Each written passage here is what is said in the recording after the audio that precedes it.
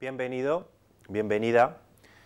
Este segundo vídeo del grupo de 2 vídeos en los que tratamos las interacciones y el marco jurídico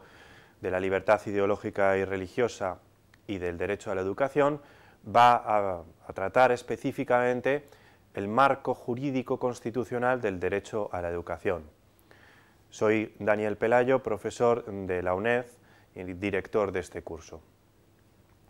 El derecho a la educación se incluye entre los llamados derechos económicos, sociales y culturales, es decir, dentro de las categorías de las generaciones de derechos fundamentales que se utilizan normalmente por la doctrina, pertenece a la segunda generación de los derechos humanos, llamados los derechos de igualdad. Este tipo de derechos tienen como función esencial generar las condiciones necesarias para que las personas puedan alcanzar un mejor desarrollo social, económico y cultural, es decir, inciden especialmente en el desarrollo y en el progreso social. Por lo tanto, la educación se plantea como un instrumento que tiene una notable dimensión personal. Se apoya en su función de formación del individuo en 2 sentidos. El primero, como herramienta que le aporta los recursos necesarios para ser un sujeto activo de los procesos económicos, sociales y culturales. El segundo, como un derecho cuyo objetivo esencial es conseguir que obtenga el mejor libre desarrollo de su personalidad, la dignidad humana y el pleno ejercicio de sus derechos. Pero además de esta dimensión individual, tenemos que tener en cuenta, por lo tanto, que el derecho a la educación tiene una dimensión esencial, extraordinaria, que es una dimensión social, porque en todo caso siempre es fuente de constante progreso en todos los pueblos y en todas las capas sociales. Desde esta perspectiva, su configuración jurídica la vamos a realizar teniendo en cuenta los principios establecidos en el marco constitucional y la actual Ley Orgánica para la Mejora de la Calidad en la Educación, la LOMCE, de la que podemos extraer los siguientes elementos y características del derecho a la educación. Primero, el derecho a la educación tiene como objetivo principal el pleno desarrollo de la personalidad humana en el respeto a los principios democráticos de convivencia y a los derechos y libertades fundamentales, tal y como viene recogido en el artículo 27.2 de la Constitución Española y en el artículo 2 de la LOMCE.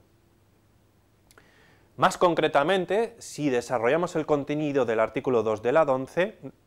deberíamos tener en cuenta que el sistema educativo debe orientarse a lograr una educación en el respeto a los derechos y libertades fundamentales, en la igualdad de los derechos y oportunidades entre hombres y mujeres,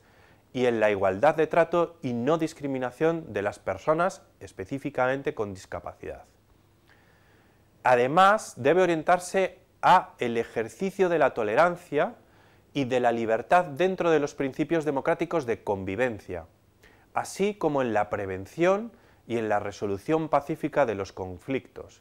Artículo 2, apartados B y C de la LOMCE. También procurará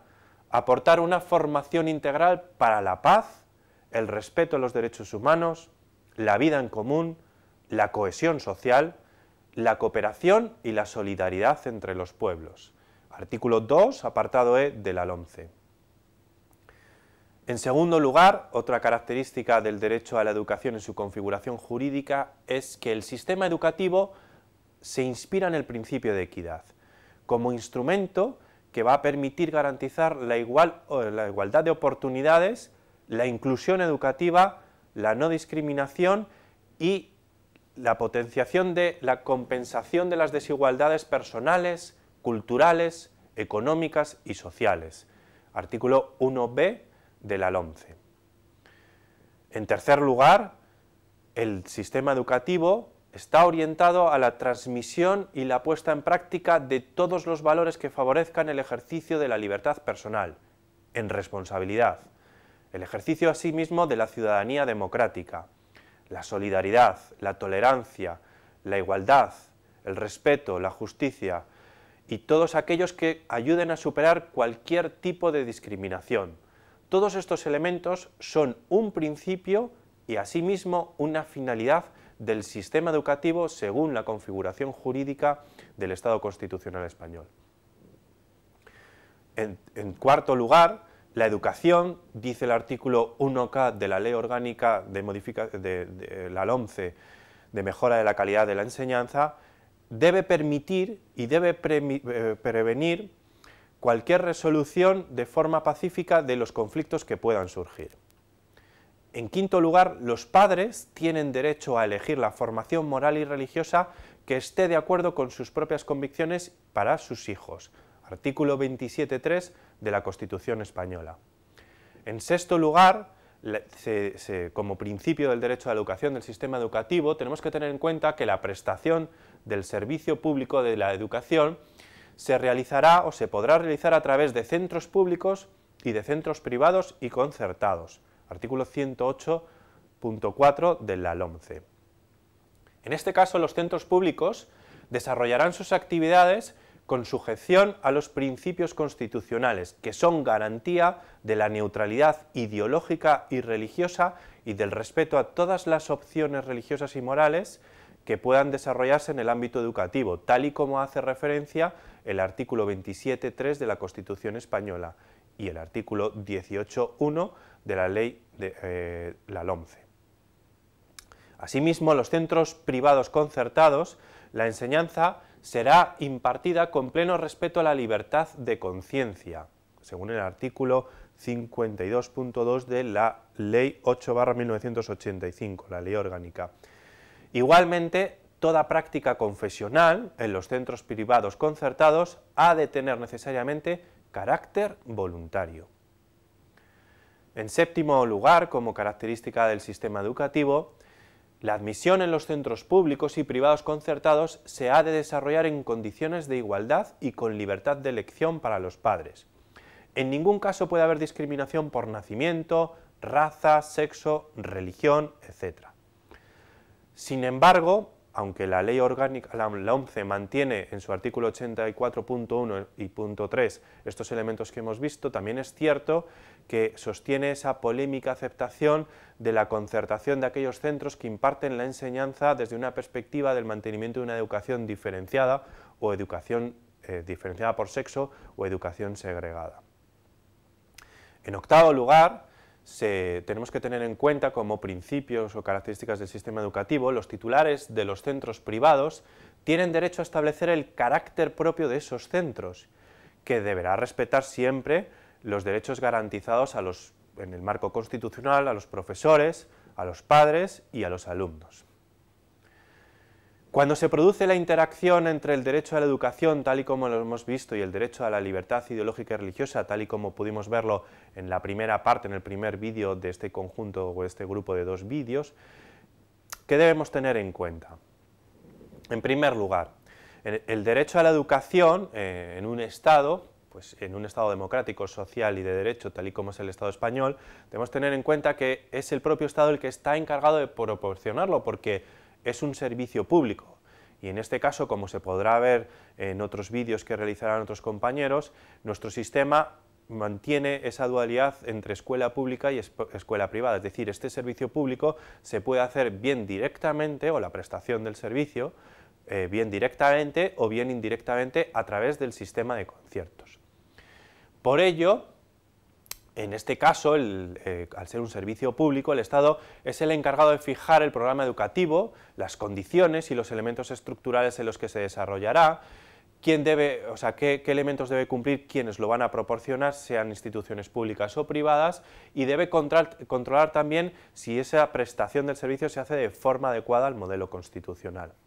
En el caso de la libertad ideológica y religiosa, no se está prestando ningún servicio público. El derecho de libertad ideológica y religiosa no es un fin público, no es un servicio público. Ni tampoco se podría hacer, porque si no se rompería la separación y la neutralidad propia del Estado laico, tal y como hemos visto. En este caso, el Estado, los poderes públicos, su actuación se concreta todo lo más en un control del propio ejercicio de un derecho y en una disposición a una actitud positiva que está basada en la posición o en la interposición de las condiciones adecuadas o en la remoción de los obstáculos para permitir el pleno ejercicio de los derechos. Así visto, un centro educativo, desde una perspectiva de la configuración jurídica de ambos derechos, puede ser apreciado como un espacio abierto a la diversidad, destinado a cumplir el objetivo fundamental de desarrollar en libertad la personalidad y la dignidad del ser humano, así como el ejercicio de sus derechos fundamentales. Para una adecuada consecución de este servicio debe prestarse en condiciones de neutralidad ideológica y religiosa y con respeto a todas las opciones religiosas y morales. Este espacio abierto a la diversidad debe potenciar el respeto a los principios democráticos, a los derechos fundamentales, a la igualdad y a la no discriminación. Debe también incentivar la puesta en práctica de los valores democráticos que configuran el marco constitucional y aquellos que son esenciales como la tolerancia, la libertad, la justicia, la ciudadanía, la solidaridad, la no discriminación y la resolución pacífica de los conflictos. Finalmente, para cumplir con garantías todos estos elementos y también, en este caso, el derecho de los padres a elegir la formación moral y religiosa de sus hijos, existe la posibilidad de que los padres elijan entre centros públicos y centros privados. Mientras los centros públicos han de mantenerse escrupulosamente neutrales en materia ideológica y religiosa, los centros privados pueden adoptar una determinada orientación ideológica o religiosa, que plasmarán en su ideario propio. Este instrumento, el ideario, es el que permitirá a los padres conocer la orientación ideológica y religiosa de cada uno de los centros, y así ejercer su derecho para elegir aquel centro que se adecúa más al ejercicio del derecho de elegir aquellos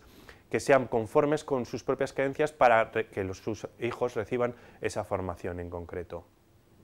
En todo caso, el ideario no es una carta blanca, sino que deberá respetar la programación general del sistema educativo, los principios y valores del sistema educativo tal y como lo hemos visto, y en concreto los derechos constitucionales de los padres, los profesores y los alumnos. De este modo, la enseñanza en estos centros debe ser respetuosa con la libertad de conciencia de todos los miembros de la comunidad educativa y toda práctica confesional, como hemos dicho, debe tener carácter voluntario. Muchas gracias.